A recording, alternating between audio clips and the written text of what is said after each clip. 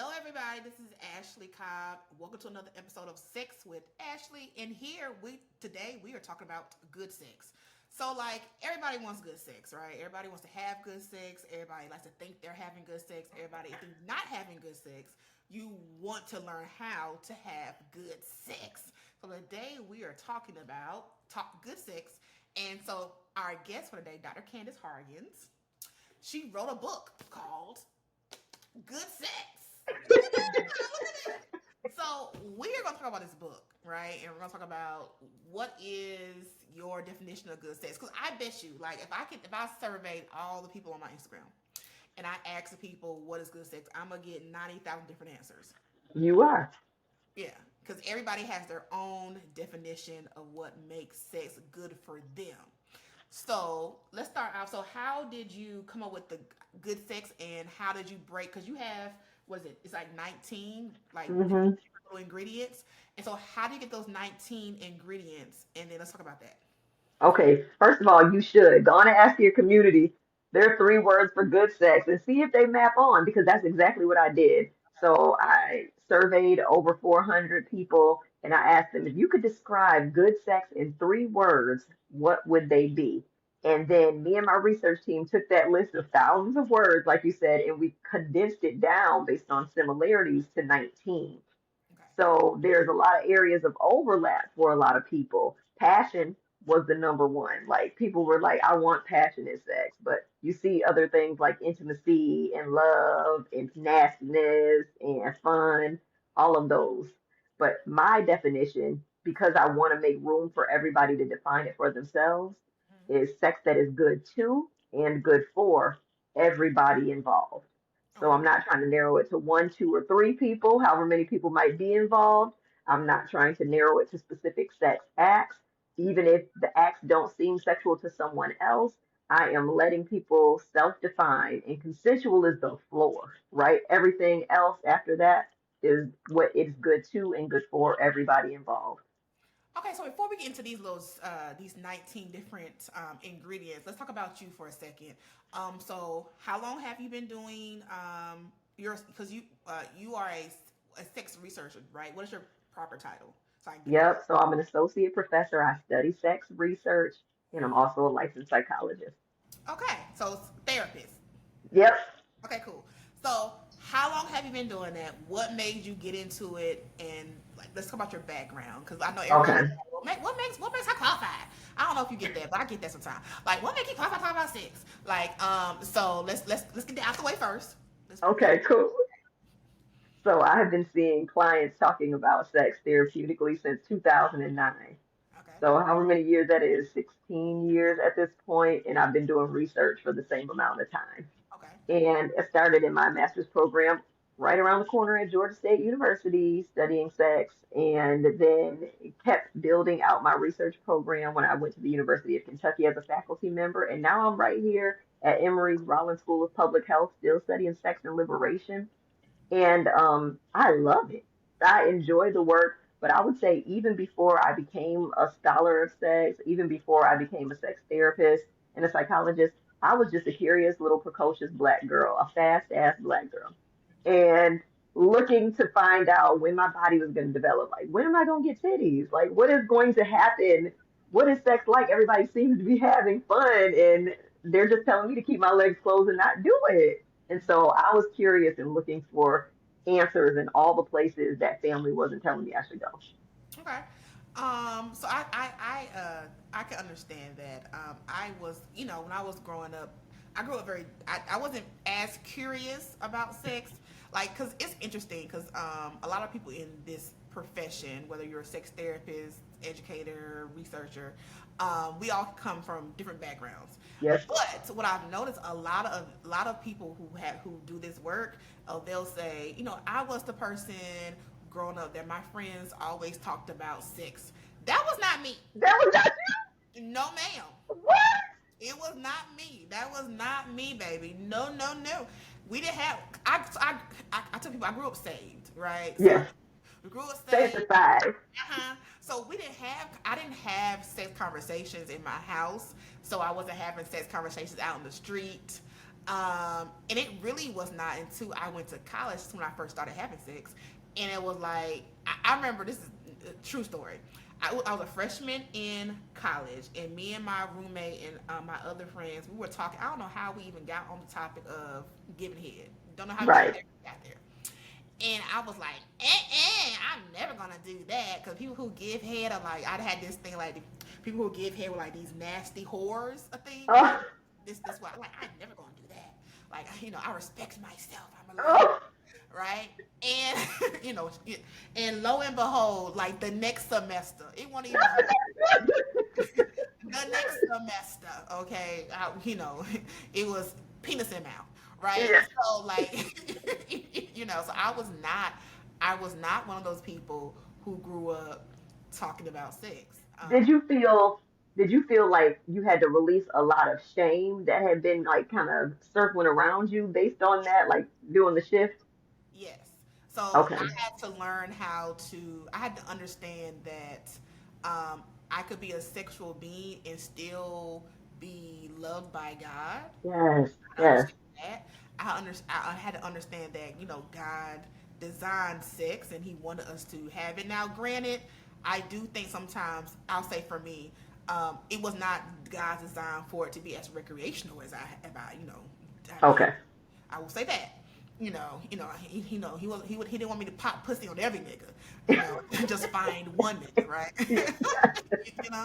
Was it just one no? Because in the Bible, a lot of stuff was being done. I don't know.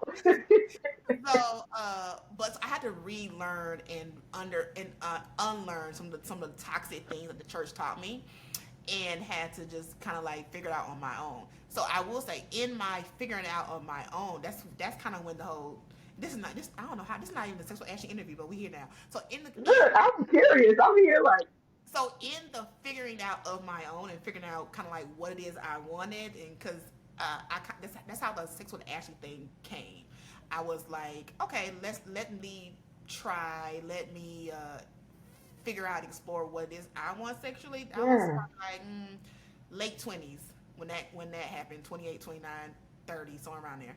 And then that's kind of how that came about. It came out of me trying to figure out what it is I wanted as a sexual adult. Um, Okay. So we were doing it's the same process just 20 years later. yeah, 'Cause I was like 8, 9, 10, yeah. trying to be like, I Whole wasn't adult. even having sex. I just wanted to know, Yeah. like, what is it going to be when it happens for me? Yeah. So, I remember, like, so the first guy I had sex with, great guy, if he's watching it, great guy. He was older than me, but I remember, and so like again, went to college. I met him while I was at college. He was like 3, 4 years older than I was, and so I remember thinking, and he was the only guy that I was having sex with for like 2 years. So mm-hmm. and I remember thinking, like, everybody talks about how great their sex life was and all the different things, and I was like, I don't know. Like, I was like, I don't know if, like, it wasn't bad, right? But it also wasn't the thing I was reading about. But that's also Yeah, when Zane was like very popular. Remember the Zane books? I sure do. So me and some of my friends would read Zane book in our college dorm rooms. So like Zane was popular, and I was like, I just wasn't. It just wasn't this. Mm-mm. Like I don't know what's missing, but I know it wasn't. It was not in the stories that I was reading, and it wasn't until I stopped. He and I broke up, and then I kind of started with some other people. And I was like, oh, okay, like, oh, okay. So, what was the difference maker? Because that might lead to what good sex is to you. What shifted where you were like, oh, Um, so I'll say this. I didn't have my first orgasm until I was like 28. So, but after he and I had started, I know, after he and I, sad state of affairs. But after he and I stopped what we were doing in college, I had sex with like 2 or 3 other people from that time until I graduated. And it was just the different experience with the different guys. Like, okay, I like this, I didn't really like that. Oh, Ah, this okay. had different. One guy was a very well endowed, like very well endowed. That was a new experience. One guy was, just kind of regular. One guy was really good at performing oral sex. That was a new experience. So it was kind of like this new experience of things I was experiencing that I really hadn't Yes. experienced before with the original guy. Like he was okay, but it wasn't like oh okay. Yeah. Like Yeah. Maybe was he new at it too? Because sometimes that can be a thing. no, No. he was Okay. 25 and he been with us for a while. But also, but this is too. Why I tell people this too is like guys, particularly, I know at that time I was 18, he was 25. It seemed like he had all this experience, right? It's like, oh Yeah. my God, he's 25. But now as somebody who's 40, I realize 25 is not, you don't have that much Still experience. tender. You can still be tender. You don't know Mm-hmm. what you're doing either, right? You're just trying to figure it out because I'm 25 and yes, and just because I've been having sex since I was like 17 or 16 or however long it was, like typically in those guys that young are not, they have not matured enough to understand women's pleasure or trying to please a woman. For them, it's kind of like, oh, okay, I'm going to stick it in, boom, boom, boom, boom, boom, Mm. out. Like they haven't matured yet. From my, guys typically, and this is my experience, don't really understand that your pleasure matters too. To they get almost 30. Um, Really? in the See, 20s, listen, they just be out here. They just I be. don't feel I had a different experience because one thing I love is an enthusiastic eater, right? And I would say that in my experience in the AUC, Okay. people was enthusiastic. Okay, so We had a time in the early 2000s. maybe it was just my early 2000 experience was just not. It was just not a. It was, and again, it wasn't a bad experience. So like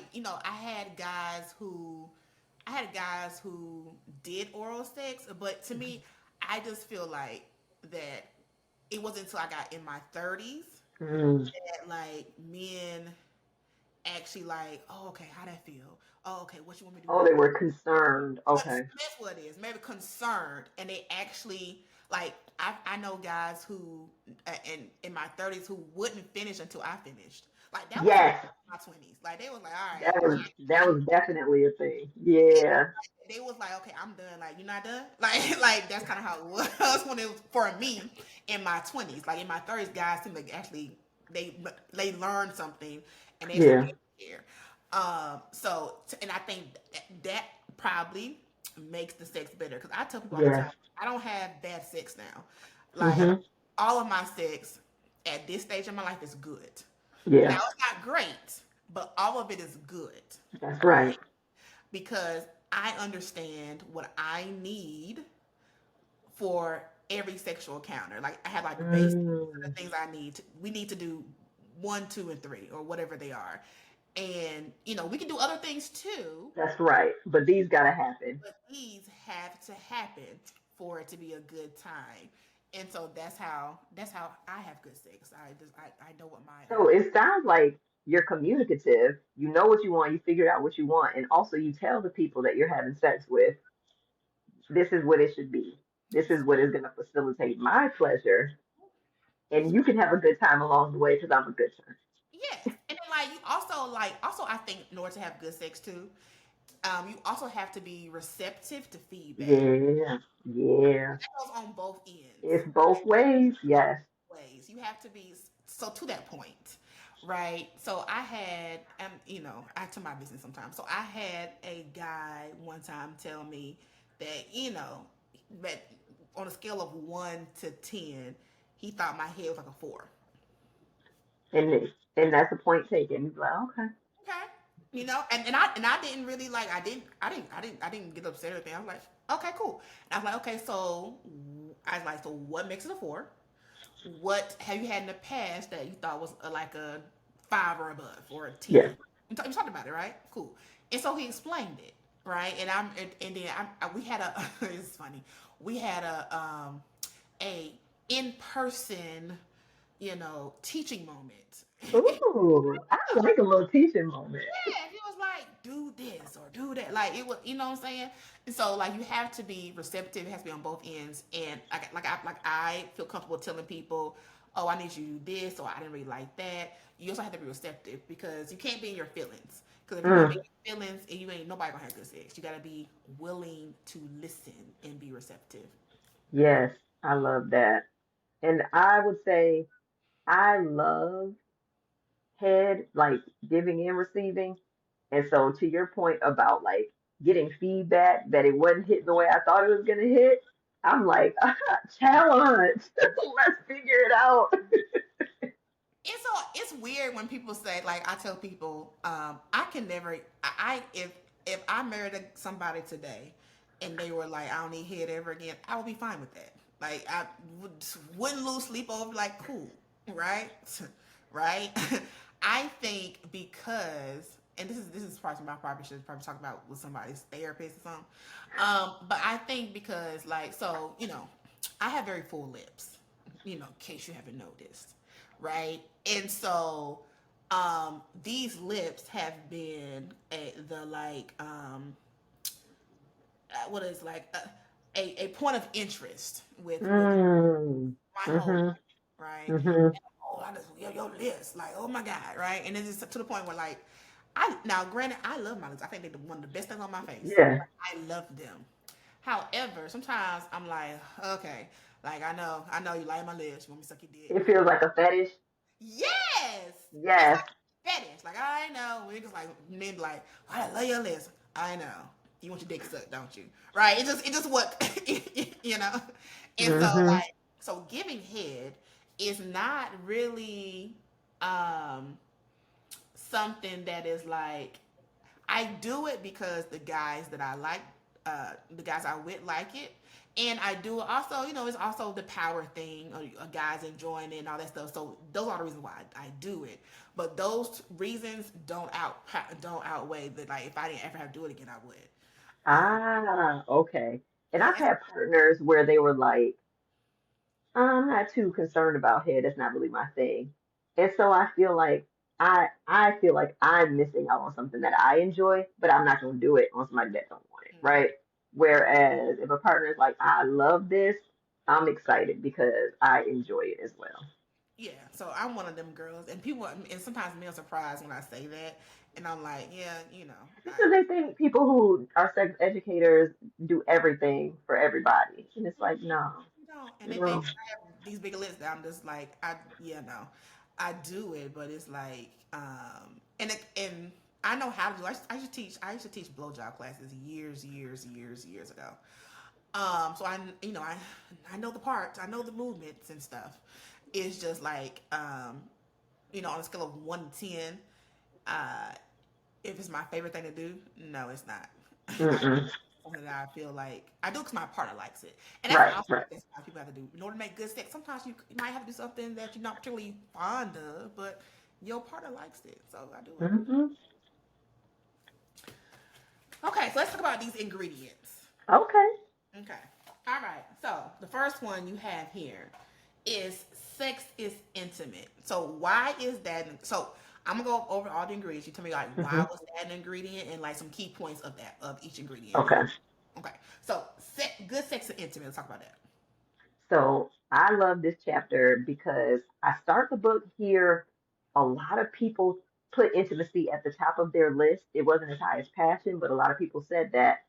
But I also find that in the culture that I'm a part of, the cultures I'm a part of, people really have a hard time with intimacy. And I really wanted to lead with that. We get these like ideas about catching feelings as if it's a communicable disease and you should avoid it at all costs, as Catch opposed to light, being not feelings. And then what the shirt say? right. Catch light, not feelings. Okay. And I'm like, I'm trying to catch both. Like, I want flights and feelings. But that vulnerability, I think, is something that a lot of people have been so hurt that they're like, I'm not about to risk it again. And then some people mistake intimacy for sex as opposed to one of the possibilities for intimacy. So I use Dr. Shamira Howard's work in that chapter, and I talk about the 7 types of intimacy that she breaks down. which is like sexual intimacy is one, but then you got physical, emotional, social, financial, spiritual. And all of those are ways of being close to somebody or getting to know somebody that make the sex good. So being known is enjoyable for most people. So you said financial intimacy, right? And so Hmm. I think that is a big one Oof. because like being finding someone who you can be completely open and honest with and transparent Mm. about what you make, what you don't make, what your bank account look like. Like, baby, my Yes. credit score is a two, right? I have $3 in my savings account, It's whatever. vulnerable. Right, it is like and I had one guy that I was seeing one time, and we had a financial conversation because he was so I'm not the best with money. Like, I'm gonna keep be honest. You know, I just spend and buy stuff. Right, cool. Um, and so he was very good with money. Like the running joke between me and my best friend is she was like, I any guy with you gonna have to be good with money because you're not, right? Gotcha. Whatever. And so he was really good with money, right? He was really good at saving money and all these things. And so he asked me one day, he was like, so, what is your like money situation like? And I was like, and I told him, I was honest. Yeah. I could have let some things out or lied or something, but I didn't. I was very honest. And I haven't, and that was the first time I was honest with any guy Oh. about my well, one, no one never asked, so there's that too. Okay. So he was the first. So he was the first one who actually asked, Mm. and then because I was comfortable with him, I answered. But most people, most men that I've dealt with, have never asked. So I don't know what that Mm. means. That could mean a couple They things. kind of tap dance around it, or they don't even mention it at all. They never mention it at all. Oh. Like long as I'm not like, they never mention it at all. They never ask Hmm. me because I can pay for my lifestyle. That's right. That Hmm. is I don't ask. I'm not asking men for money. Maybe I should, start doing that, but I'm not right. And so they like, well, like, you shouldn't ask me for money, or like, like, or so they don't never ask. They never ask like, how much do you have money in stocks or savings, or like they just don't ask. Hmm. So I've never so that's my first time being asked that question. But it kind of turned me on a little bit. 'Cause I'm like, God, Okay. How right? did he receive the answer? Oh, he was receptive because he was like, okay, cool. Good. He was like, okay, so I can help you figure out some things and get better with these things here, here, and here. So I like that, and so like moving forward, right? We don't talk no more for other reasons, but moving forward, moving forward, I think I want to be with somebody who is, um, I can have that financial intimacy with, but Yeah. also people might not have asked too because they might not want me in their business because That's I'm right. you asking me, I'm gonna ask you. So I asked him too. That's That's how I know it's something together. But like, they don't ask because they probably robbing Peter to pay Paul too, so they not asking. so because of their own like shame around their financial situation, they wouldn't even invite the conversation. Meanwhile, could have been combining stuff and laughing and like, yep, we both in the boat. Yeah, could be. But that was a good one. Okay, so sex is fun. Yes. And this one, I feel like most people would get it that they want sex to be something that is where they can have a good time, like laugh with each other, kiki, but it's like still intimate, connected, all of the other pieces. But what I find is when I'm working with couples, especially couples who have been together for a long time, the fun has seeped out and it becomes very routine.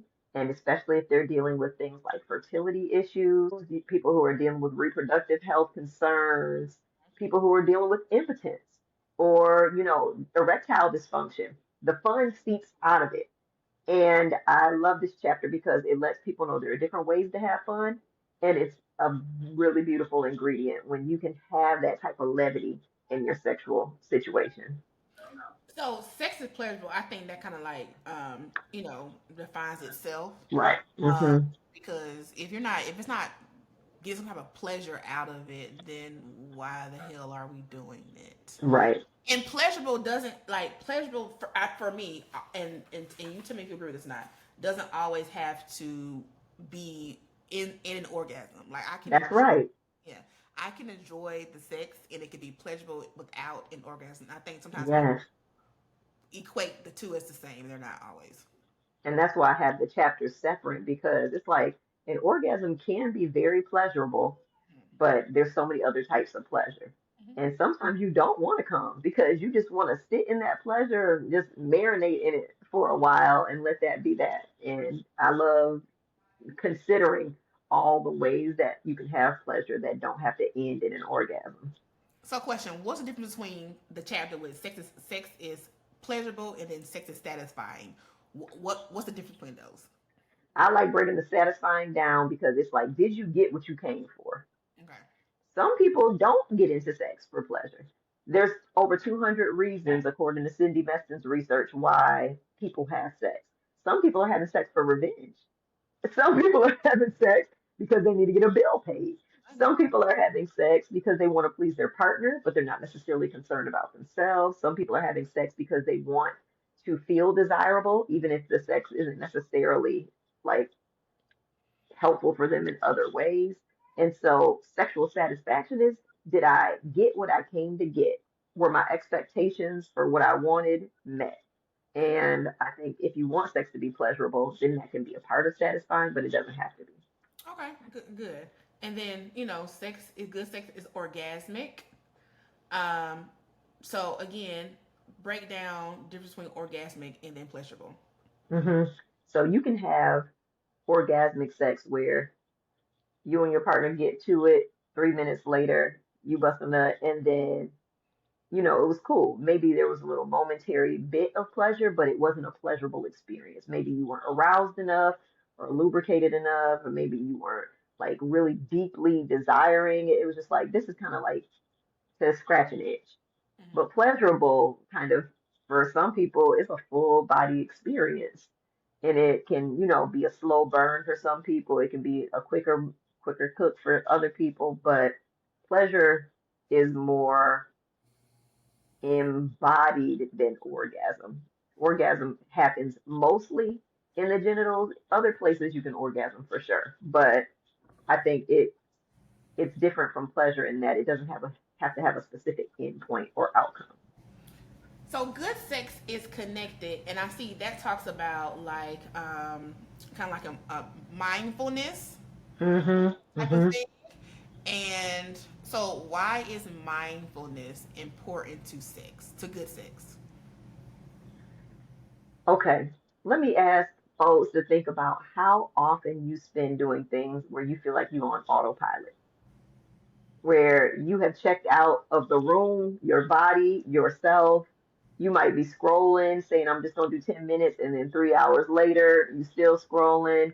You might binge watch a show, and then, it's 2 a.m., and you thought you were about to go to bed at midnight. Like a lot of us spend, self included, a lot of time disembodied or disconnected. And so to be mindful means that you're just turning your attention back to the present moment. You're just being thoughtful about what it feels like right now, not in the future, not in the past, not in a fantasy, but right now. What's the temperature like? What's the pressure like? What's your breathing like? Where are you? What are you feeling? Who are you with? What does it taste like? What does it smell like? All of those things have to do with mindfulness. And I think most of the research points to how mindfulness helps you have a more delicious sexual experience because you are experiencing all that sex can be as opposed to like you're disembodied and kind of just watching yourself have sex from above. Mm-hmm.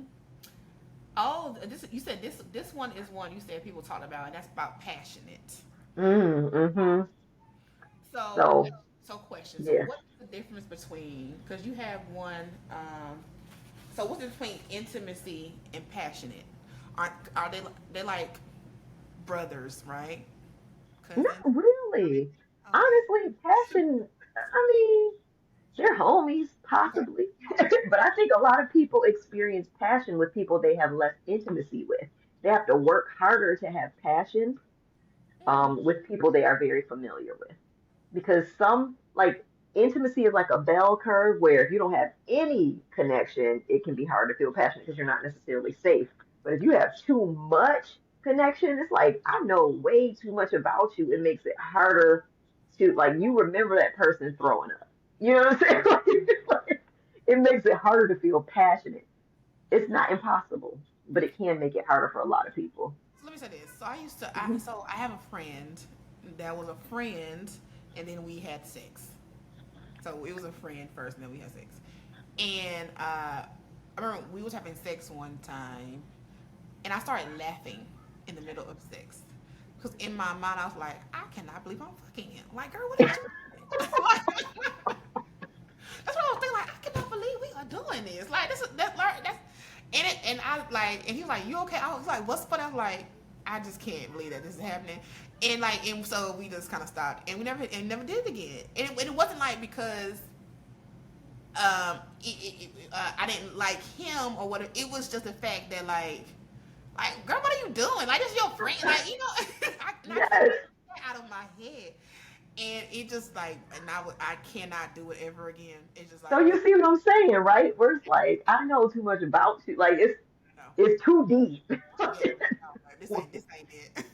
And it doesn't have to be like that, right? So for some people, knowing so much about someone can create the foundation for it to be very passionate because it's like we overcame all this stuff to get back to each other. And so it's like, like Janet Jackson talks about a moth to a flame. So I can't keep my hands off of you.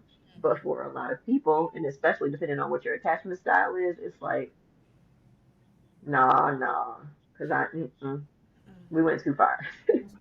Now I do have one that is like, we were friends. We started doing something else, and it just our friendship transitioned over to passion. Yeah. But I do have some that one particular. I was like, "Babe, what am I doing? Am I bored?" Like I really was like, "What am I doing? Like this is not it." Um, Good sex is reciprocal. I think that speaks for itself. It, Hmm. you need you need to be getting something out of it. Vice versa, everybody should be getting something out of this. If it's That's just right. you are not somebody's masturbation sleeve. So if Mm-mm. And say that again. yeah, if you're not somebody's masturbation sleeve. So if I'm not getting something out of it, then what are we doing? We both should be getting something out of this. It shouldn't be a one way street. Now, unless that's your king, then okay, whatever. Yeah, But like, but then you're getting something out of it too. Then still, that's right. all right. Good sex is nasty. Now, nasty differs from person to person. That's right.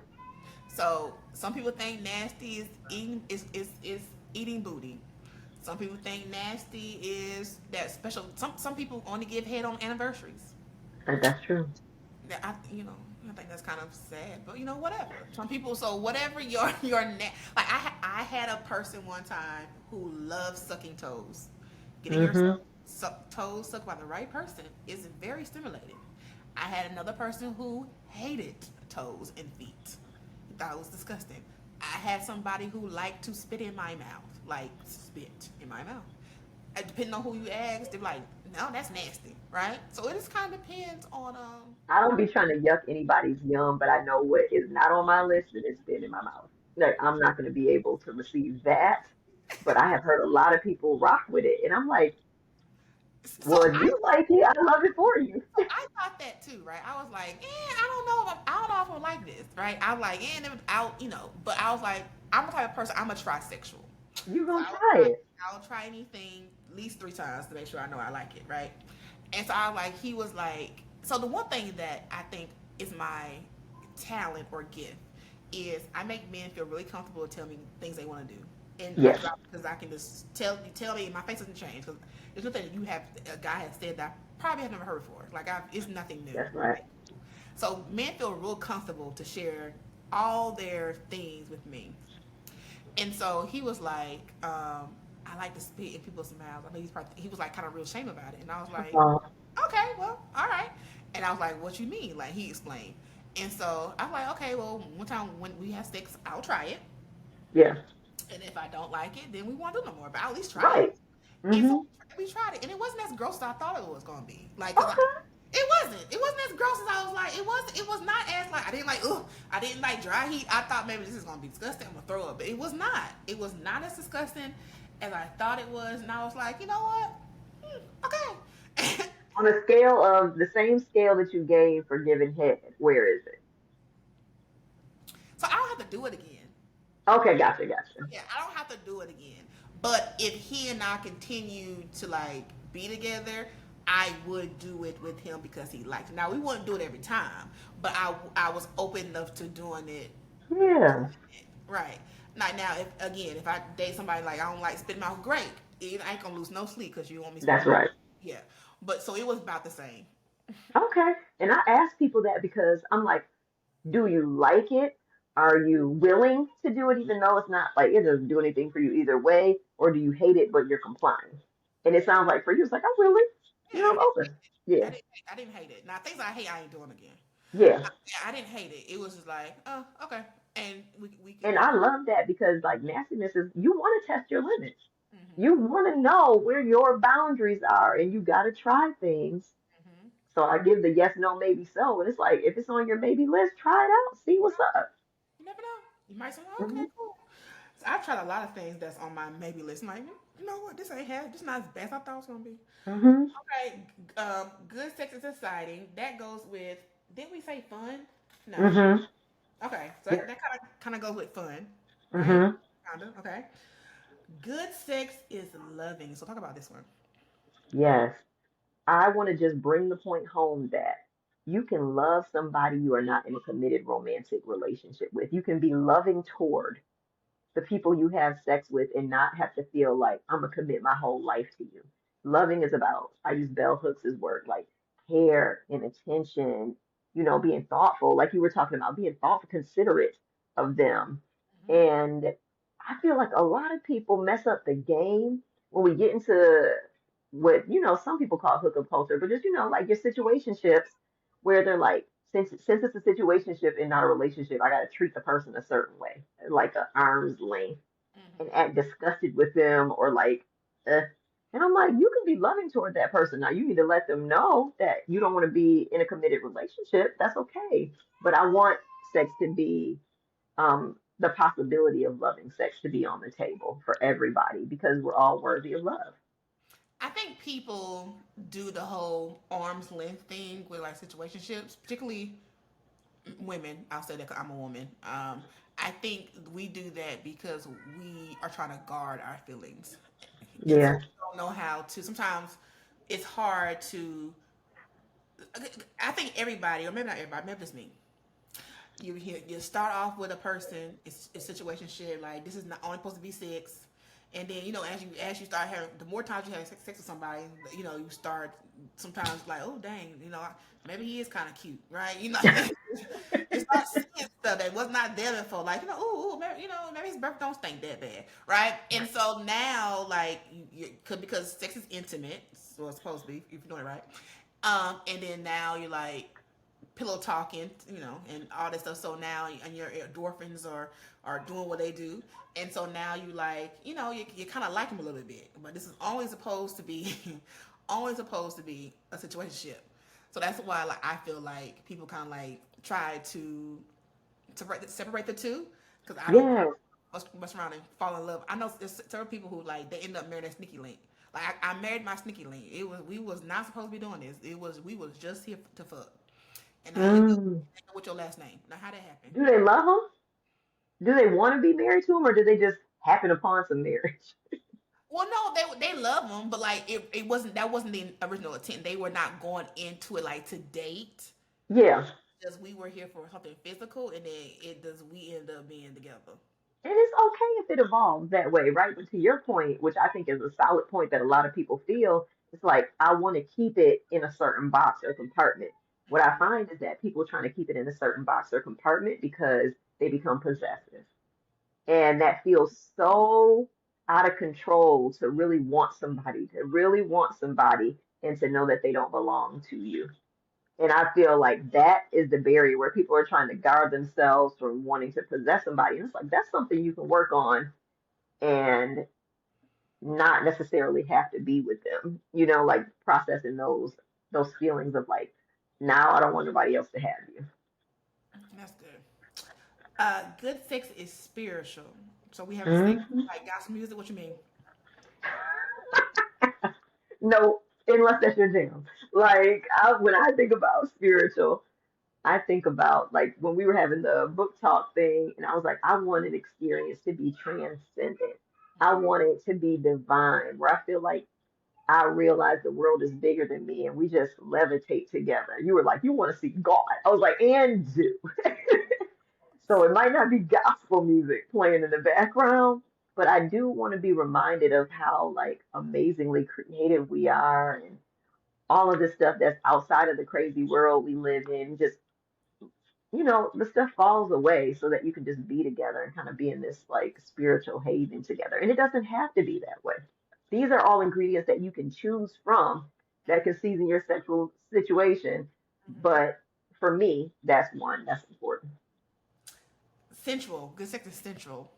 Meaning all them senses can be All involved. can be involved. So, do you want it to smell good, taste good, feel good, look good, and be good? Like all of those. And I feel like sometimes we fall off from making it a sensual experience. We focus on just how it feels, um, and not how it smells or tastes or all of those other things. Mm-hmm. I agree. Good sex is communicative. You started kind of with this one, just being able to talk to your sex partner about the things you want and don't want. If there are issues that come up, like how do you have conversation where you are both receptive and expressive, where you are taking in the information and getting that feedback and using it and not getting snotty about it, bratty about it, and also offering feedback, expressing something to someone, even if you feel a little scared. Yeah, because sex is a something that is learned, right? Mm-hmm. It can be taught. Um, Yes. for the in most cases. Now sometimes it's just not a fit, and that's fine. But in most cases, it's a thing that can be taught and can learn. But Mm-hmm. how can someone learn if you don't aren't willing to teach? In order to teach, you gotta talk. And people really be trying to learn through porn and other entertainment sources, like you were talking about Zane. Zane is for entertainment, right? But we was reading that like, Like, dang, mm, so I'm not getting yeah. it. Sure was. Good sex is wet. Yeah. I Now, love lubrication. let's talk about that. So right quick. So, do you feel that lube should be used during sex all the time? Most of the time, yes. Okay. And explain why that is. If you I don't. feel like it can make a good thing better. Okay, good. And for some people, who feel like a little bit of shame about their own natural lubrication capacity, using lube means you don't have to be as concerned about that. So you aren't like worried about your body and how your body is functioning. But I do say that don't use it in place of arousal. Like allow yourself to get aroused and then use it as a compliment. Um, I think for things like anal, for whether it's woman and man or man and man or whatever constellation you have, people understand that lube is going to be used. Hmm. But when it comes to vaginal penetration, people are like, oh, I'm just supposed to be wet. I'm just supposed to pop out. I'm just supposed to be aquafina. And it's like, okay, maybe you are today, and maybe you aren't tomorrow. Or maybe you never were, and that's okay too. I like the variations on lube. So What do you I, think? I talk about this in my book that I'm writing. Hmm. Like every time I say something about people should use lube, it becomes like the WAP Olympics, right? Everybody Yes. trying to like one up the other bitch. Like Wet, wetter, wettest. I got a lot, girl. My wife is it's like that everybody is trying to one up each other. And I'm like, Hmm. what are we doing? All right. It is nothing wrong with using lube if you have a WAP. If you don't have a WAP, in between, whatever, it's okay to use lube. And like, I think we need to get away from the idea that lube is only used if there's some type of issue. I had this edited out of the book. So I talk about something similar in that chapter where this race to wet, wetter, wettest comes from hip hop, right? Where it's like, I got Aquafina and I got Juicy Fruit and I got, and it's like trying to be better than the other person. But I think there's also something to be said about like, why do we gotta be better than other people?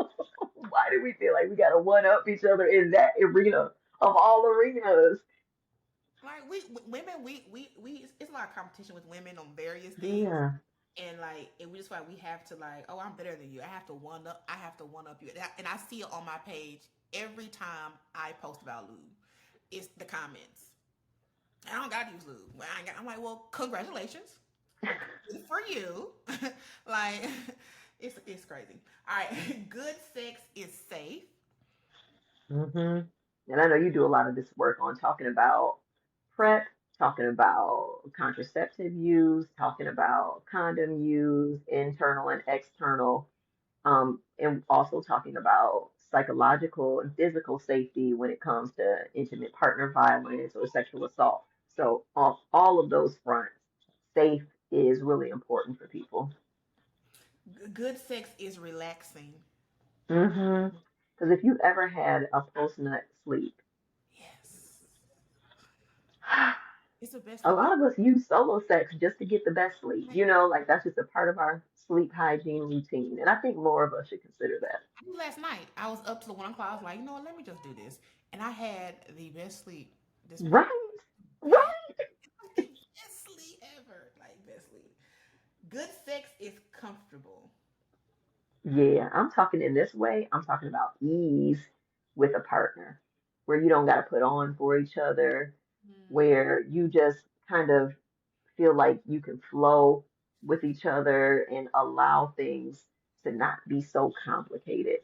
So the sex doesn't have to be like all of these different things, and we don't have to talk about like our body being able to flex and your head is behind your leg is behind your head. And it's like sometimes you just want that old thing. Sometimes you just want the weighted blanket, the wrap, and you're Yeah. good. And lastly, this is true for me. Good sex is liberating. Hmm. I And think that's why I ended with that one. yeah. Yes. I think once you realize that um you couple things. Once you kind of like find your community of people, I tell people all the time, there's no such thing as like white sex, black sex, it's just sex. Because black people sometimes be like, well, that's white sex, right? Whatever sex you like is your sex. Whatever That's right. and I think sometimes once you realize that, oh, there are people who look like me or who do these things or into this thing, it's very liberating. Like Yes. there are women who like whatever. There are men who like whatever. Like it's not a thing that I have to like be shameful about. It's not a thing I have to hide. Um, Mm. it's just very liberating. Like I think and also I'll say for me, like once I became sex with Ashley, and once I became okay with exploring sex, talking about sex, it also liberated me in other areas of my life. That's right. I remember reading one thing that you wrote. You were talking about your experience with a sex worker and how it was just liberating to be able to get exactly what you wanted and what you paid for. And I feel like that helps so many people because there's such shame still about paying somebody for a very talented, like a high quality service. And so I think even when you're doing your education and sex outreach, you're promoting other people's liberation. I think that's the cornerstone of our work, right? That I'm not here to just talk to you about sex. I'm here to talk to you about how you get free. And Yeah, sex is one of those playgrounds where you really can do some good work. yeah. Like I support sex workers. I think Hmm. more people, particularly men in particular, should just hire sex work because y'all Thank like you. I'm on a date now trying to pretend that you want a relationship. Right. Just go get you a sex work because you just want some pussy. That's why we here. Hmm. So just go get some pussy. Like go pay for it, and And then somebody who is highly skilled. So you get all the things that you want to get. time. They're gonna do everything you want to do it well. I'm hoping if you're paying for it, and just go about your day. Like I wish I could find like a maintenance person. Maybe every 2 weeks. Johnny over here at 4 o'clock. I don't know. Like I would if I could find somebody that I liked or figure out how to do it. I would pay for it. Yep. Because And sometimes that is easy. it's easier. It's a lot easier. Cause now, when I pay for it, he come, he go. Now when old buddy come over, I gotta like, talk to him about your day, tender care, you know. Yeah, gotta do all those things. Actually have you ate? Do you want to stay over? Like it's all these things that go into it that I may or may not want to be in the mood to do. But if I pay for it, you come and you go home and we all and I ain't gotta try to pretend like this is something that's not. And it's not an expectation. No, it's not. So Candice, where can we find good sex? Yeah, you can find it on barnesandnoble.com, bookshop, local bookstores if you're in Atlanta, Karis Bookstore. Ask your library to order it so you can get it for free. If you have Spotify Premium, go on and just download that thing and you can hear me read it. If you got Audible, go ahead and use one of them credits and you can hear me read it. It's on Amazon for Kindle and regular. So anywhere you want to get a book, please ask them to get it. And where can people find you? You can find me at drcandicenicole.com and at Dr. Candice Nicole on IG, Threads, and Facebook on occasion. You said who? Facebook on occasion. Oh, Facebook. Okay. Well, thank you for joining me tonight, Candice. I have Thank you loved for having me.